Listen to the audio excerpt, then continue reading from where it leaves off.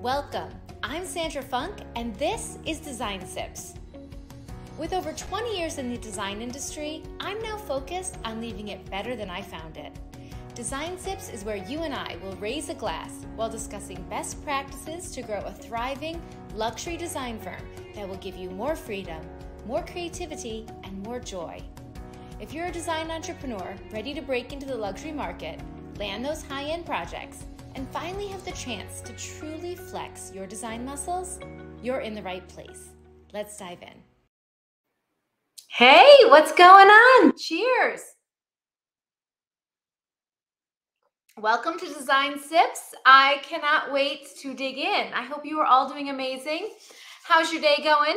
I am kind of rainy here today, so that's okay. It's fine. We're all good. We've got wine and it's a Wednesday, and we're going to talk about 3 mistakes to avoid in your luxury design business. Who doesn't love to avoid a mistake? Now, if I do say so myself, one of those mistakes is not drinking a little glass of wine on a Wednesday afternoon with like-minded entrepreneurs who are doing amazing creative work. I think we should all band together and rise up. What do we say? Cheers to that. Hi, guys. Okay, we have some amazing questions. And again, our topic today, 3 mistakes to avoid in your luxury design business. First question, Megan asks, my client recently reached out asking for a status update on their project. I realize it has been weeks since they heard from us, since we are in the trenches of their design and present everything all at once.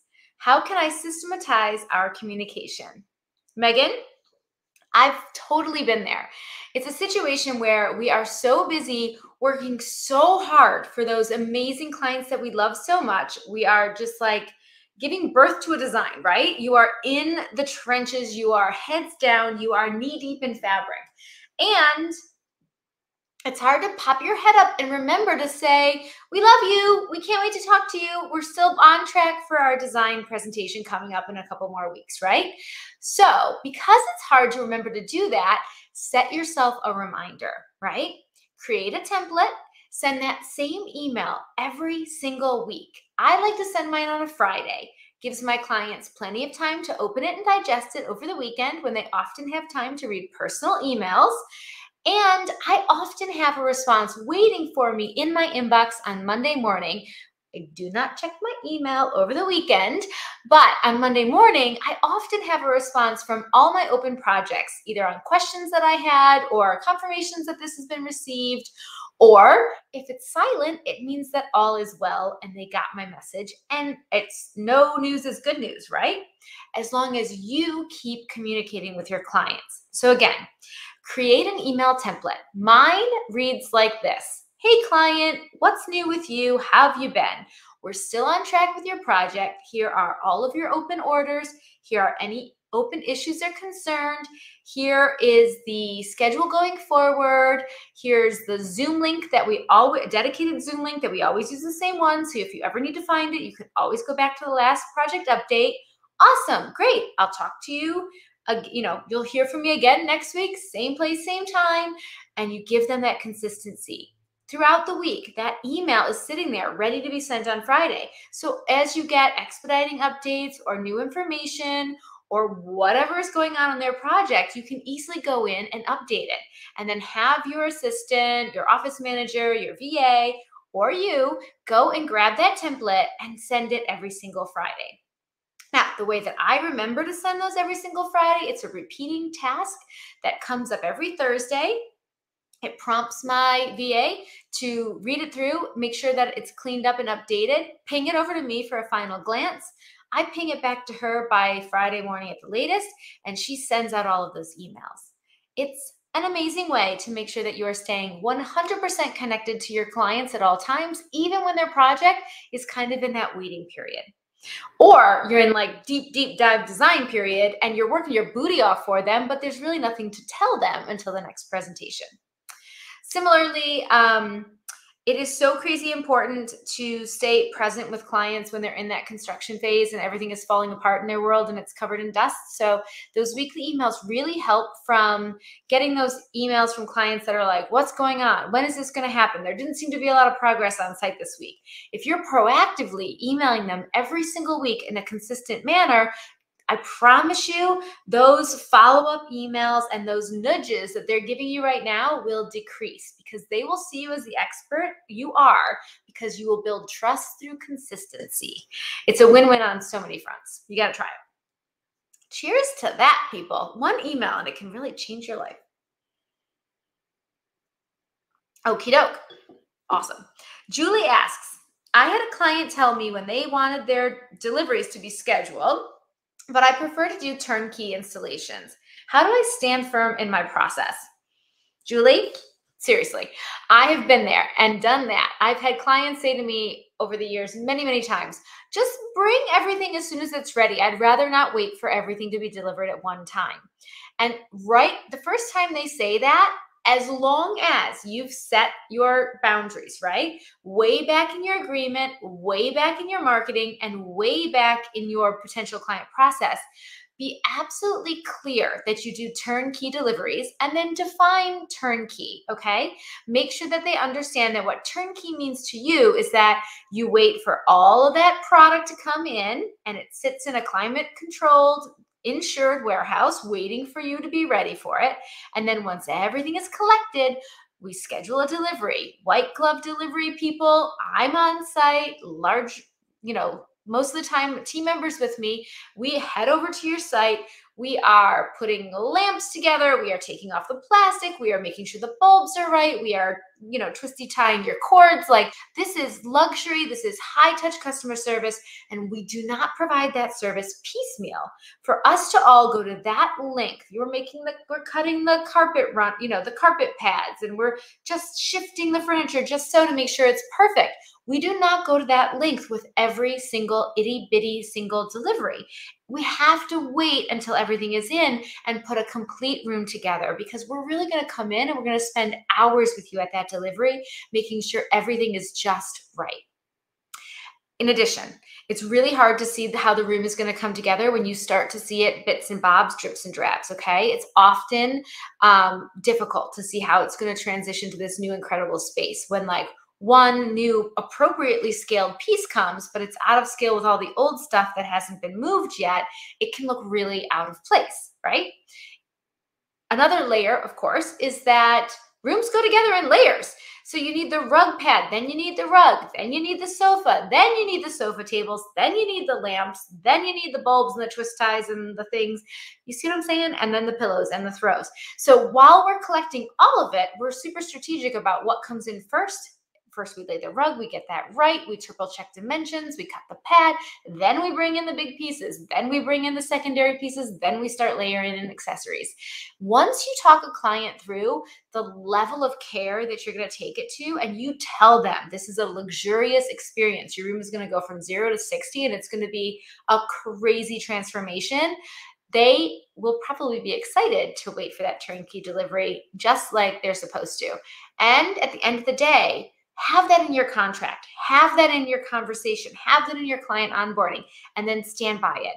Go back to it and say, well, actually, we only do turnkey. It's the most efficient way, and it's also right for all of those luxury and efficient reasons, and it's what we're going to do in your case too, right? You need to stand firm. You need to stand in your space. That's the name of the game around here. You're the expert. You've done this a million times. Let us do it right for you. I know it goes better when we come in and we do a complete installation, and that's how we're going to do it for you. We're going to do it right. Cheers to that.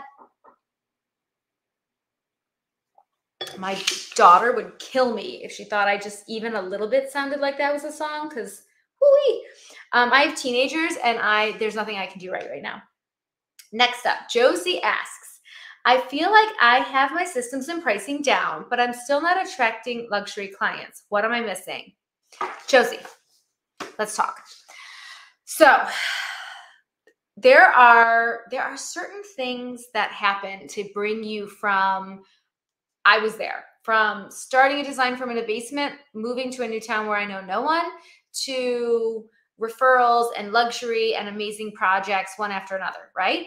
And there's a path, okay? And what that path taught me is that there are some very important pillars that you need to have in place in your design firm in order to really be ready for luxury. And then I believe that once you are really ready for luxury clients and you really have your stuff together, then they will be magnetized to you. So I believe in the law of attraction. And I believe that, our perfect mate doesn't come until we love ourselves, because that's how so our perfect client doesn't come until our firm is ready for it.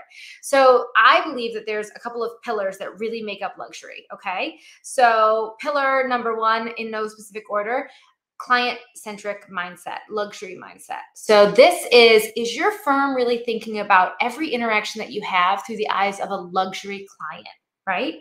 So a luxury client, right, has multiple homes, or travels a ton, or runs a bunch of businesses, or runs a foundation, super philanthropic. I don't care how you slice it. Plays a lot of tennis. I don't care what you say. Luxury clients are busy. They're busy just like you and I, right? And they don't want their time taken up with little teeny weeny individual meetings and lots of decision and having to write a check every 15 minutes, and you kind of running around like a chicken with your head cut off and having to swing by their house like every 3 days. So get your poop together and get your systems locked down, because a luxury client wants you to be an expert. They want you to have a process and a system, and they want you to be efficient with their time, okay? Mindset. The next one is systems, but those systems need to be locked down in a way that is focusing on the client, right? So again, using their time efficiently. I do a design process where I have a large intake, I have a big conceptual design meeting, a big detailed design meeting, and then I run the installation, construction, delivery project, okay? I really only need my client full focus, multiple hours of attention 3 times in a very big project. So I'm communicating with them constantly. Like I talked about earlier, I'm crazy consistent, but I need their full attention and absolute concentration 3 times for a couple of hours a pop. That is client-centric. That is really taking into account their needs, their time, and being efficient with their attention. Okay. Mindset, systems, strategic pricing. Luxury clients don't want to talk about discounts. They don't want to hear some convoluted, confusing pricing model. Luxury clients have the money to have the best, and they want to know that they're getting the best. They want the expert. They want the grown-up. They want someone who's going to absolutely take responsibility for everything that happens in this project. They want someone who can refer a high quality team to execute the project. They want someone with an incredible internal team that has amazing communication skills and is high touch customer service across the board. A+, 5-star, all the things, okay? So your pricing needs to be the same. Your pricing needs to be simple, direct, luxury. What does that mean? Nothing about discounts, nothing about splitting discounts, giving discounts, nothing about like never-ending invoices coming, because oh gosh, the biggest thing that you can do with a luxury client is tell them you don't know how much their project's going to cost, okay? They need you to be a smart, savvy business person in the moment of signing on a contract and agreeing to work together. You can't be convoluted with your pricing. You can't do the shrug emoji and say, it's a creative process. We'll see where it takes us financially, okay? It's a creative process. We'll see where it takes us aesthetically, okay? We'll see where it takes us like with imagination and creativity, sure. But this is, when you're talking luxury, the stakes are too high for you to be wishy-washy when it comes to pricing. You need to know what it's going to cost. You need to be able to estimate those fees and the furnishings investments they're going to need to make this project work. That's what it takes to have your firm so locked down and so ready that luxury clients will be banging down your door. So do not make the mistake of not having your stool with 3 supportive pillars, right? Strategic pricing, an incredible client-centric mindset, and amazing systems locked down for client-centric efficiency. That is what we're talking about. Cheers, y'all. How y'all doing? Okay, so I'd love to hear from you. What are you thinking? Do you have all three of those pillars locked down inside of your firm?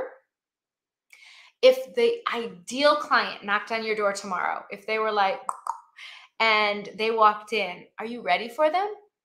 Is your library set up for luxury? Are your systems set up for luxury? Does your office look amazing? Like somebody could just pop their head in and they're going to be impressed with your space? I think it's one of those things where you need to think about it, right? To get all those ducks in a row is really when you're ready to welcome that luxury client through the front door. All right, y'all.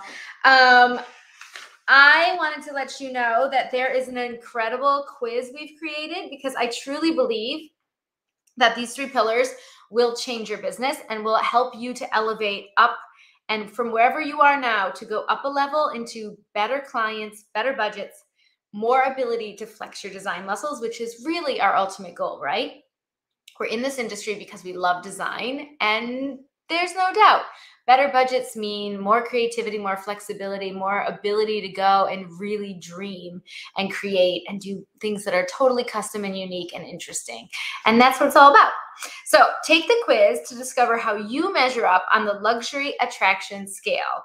You can check that out at interiordesignstandard.com/quiz. All right, y'all, we are stronger together. So please, if this episode of Design Sips, we almost forget to sip sometimes, don't we? If this episode helped you in any way, shape, or form, get your business locked down and ready for the next layer, then please do me the favor of sharing this with a friend, one of your design besties, somebody you went to design school with or worked next to in your favorite showroom, whatever your path. Find those people and make sure we spread the word. We are all stronger when we rise together. I will see you next time on the next Design Sips. Have a good one. Cheers.